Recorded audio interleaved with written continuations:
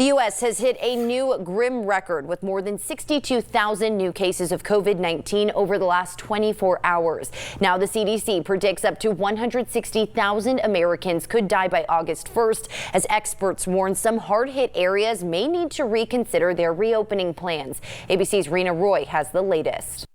The nation's top infectious disease expert out with a new warning for the country's hotspots, recommending they consider pausing their reopening plans. Despite the guidelines and the recommendations to open up carefully and prudently, some states skipped over those and just opened up too quickly.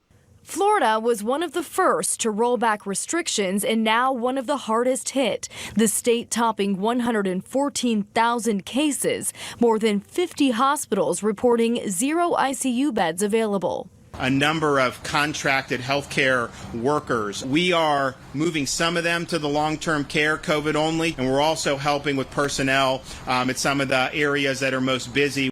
Cases there, plus those in Arizona and South Carolina, growing faster than anywhere else in the world, according to the New York Times. Arizona with nearly 1 in 3 people testing positive. Numbers are even rising in some less populated rural areas. Healthcare workers at this hospital in Liberal, Kansas, say they're overwhelmed. We're in the middle of nowhere here in Southwest Kansas. We didn't think that it would get to us, and it did take a long time, but when it finally did get to us, it hit us like a freight train. Experts say religious gatherings are causing rapid spread. The New York Times reporting more than 650 coronavirus cases have been linked to nearly 40 churches and religious events across the country, including Oregon, Texas, and Tennessee. Large gatherings indoors, including church services and other religious services, is really risky. Back in March, just north of Seattle, more than 50 members of a community choir became infected with COVID-19 after rehearsal. 2 of them died. Some places of worship that reopened now closing again. Knowing that if we had an in-person service, that it was likely to spread even further into our congregation, that's why we decided to go back online.